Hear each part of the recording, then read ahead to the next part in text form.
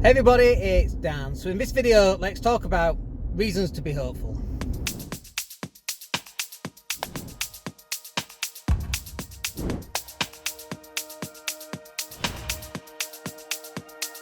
Hey, it's Dan. Hope you're well today. So I was just thinking about this. We're midway through January and things are not looking great, are they? Let's face it. We've got the whole Brexit fiasco. We've got the whole Trump thing going on, and then we've got COVID. It's like, you know, the whole triple, we call it in basketball, we've got something called a triple threat, where you can pass, you can shoot, or you can dribble. You're in triple threat. And we're in triple threat right now, aren't we, as a species going on. But I do believe that there are reasons to be hopeful.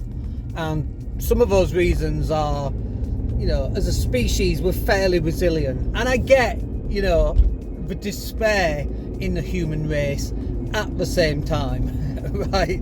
I get that as a species, we're highly resilient. Did you know, for example, that at one point in our history, due to cataclysm and so on, our numbers as a species went down to about 20,000 people worldwide. It's going back, I think, 78,000 years, something like that. We literally went down about 20,000 people. We are a resilient species, okay? And so, you know, and I do get, you know, we look on Twitter, we look for insurrectionists in the Capitol Hill in America, you know, who are now being arrested and asking Donald Trump to come and rescue them because we're just doing what Donald told them to do. And they've been arrested for sedition, effectively. You know, we can see all that going on, and you know, it boggles the mind, and Brexit boggles the mind, and Boris Johnson and his cronies boggles the mind. How, as a species, do we even vote these people in? But we do. So there's lots of reasons to be really negative about stuff, okay? But I also think there's a lot of reasons to be really positive about stuff. I mean, you think about this. Within just 12 months or less, we developed as a species not just one, but 3 different vaccines with various, you know, unique parts to them. You know, one of them has to be really cold. It can only be moved like 3 or 4 times. And then, you know, another one's developed, and that's even better. And I get, you know, the implementation of actually giving the vaccine is pretty dire. You know, only giving 1/2 of a vaccine when it's supposed to be 2 halves, and you know, being spread so far apart. And I get all that, but as long as you're safe, as long as you're careful, as long as you wash your hands, you wear your mask indoors and outside, you socially distant, you know, like, the probability is pretty good that we're all going to be fine, okay? But we just got to allow this vaccine to take place, and I think that will happen over the next 6 months. And by the end of 2021, we'll look back at the last 2 years and we'll go, woof, woof, what a ride, right? And some people at the end of 2021 will look back and go, they were the 2 most powerful years of my life. They've been transformative. And when I look back at last year, 2021, sorry, as I look back at last year, 2020, you know, we acquired a business that does millions of pounds of turnover. We acquired another business that does about £1 million of turnover. And we acquired another business that does maybe 6 figures this year of turnover, right? It'll probably do a bit more, but no, it'll still be in 6 figures, under $1 million, but over 100, right? And that business is a slow burn, something that's going to build up over a period of time, but in 10 years it's going to be very powerful. But in the last year, in the last 12 months, we've acquired or become directors of, or major shareholders of, that means 25% or more ownership, of 3 businesses. And we've got more businesses lined up that we are acquiring, right? So some people at the end of 2021 will look back at the last 2 years and go, this is dreadful. I lost my job, I lost my marriage, I lost my kids, I lost my house, I lost my self-worth, I lost my dignity, etc, etc. And those people have my sympathies. And it's really blasé to say it doesn't have to be like that, just do this, right? But I know from personal experience, when you're in this shit, it's really hard to even want to get out of the shit, because the shit's comfortable, you know? You don't want to change the shit that you're in, because what if you're getting worse shit? Right?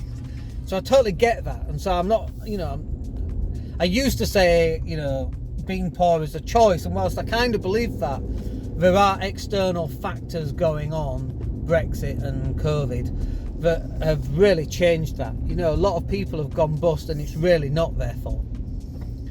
But I'm also positive or optimistic enough to figure that the shit that you've gone through, that we've all gone through, it can be a demotivator or it can be a motivator. And for me, it's a motivator, because I'm like, I don't want bad things to happen, and I'm highly motivated to make sure they don't happen. He says, when last year I should have been creating 1 new product a month, guess how many I made? I made 2 in the whole of the year. So, which is dreadful, right? I mean, I'm still grateful for the income we've had, but I should have another 10 products that we're selling, and we've not done it. Crazy. So I'm optimistic about our future and what we've got coming up, as we all should be. But we got to put the work in, and we got to allocate the time available to that work. So not only do we have to decide what we want, we then got to work out what is the tasks that we actually need to happen in our lives, and then how much time are these tasks actually going to take, so that we can allocate the time to doing it, to getting the results that we actually want. And so that's why I'm optimistic. If you're at home right now and you're like, I don't know what to do, I've been laid off, I'm on furlough. I mean, some people are making 80% and they're staying at home, and they've done nothing for 12 months. They're single, they live at home, and when I say single, what I really mean is they don't have kids. We've got a 6-year-old who is at home. I mean, I played so much Barbie last year with my then 5-year-old. Oh, it drove me mad on the Barbie. But she loved it, and so I played it, But I needed to do it in 20-minute sessions and then have a break and do something else. But if you're at home and you've got no distractions, or you can control those distractions to some extent, there's no reason why you shouldn't be out there making money. And when I say out there, you don't have to be out there. You can be out there on social media. You don't have to be physically out there. You should be recording training courses, or you should be selling, telephone time with you as a coach of some kind. There's something for everybody. And so I feel that there's a real chance here in 2021 for people to design the life that they want. And I said the same in 2020 as well, by the way. For people to design the life that they want, allocate the time to it, work out what needs to get done, and actually do it. And as you look back at 2021, when all of us together are on New Year's Eve and we're looking at 2021 and the year that we just had, you're going, that was the best year yet, considering everything that's going on.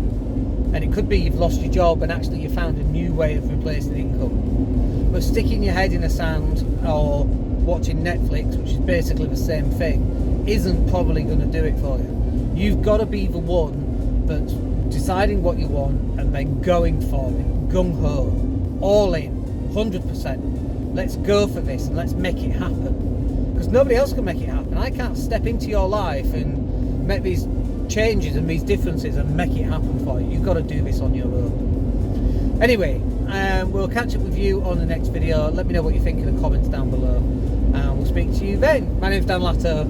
Have a good day. Take care.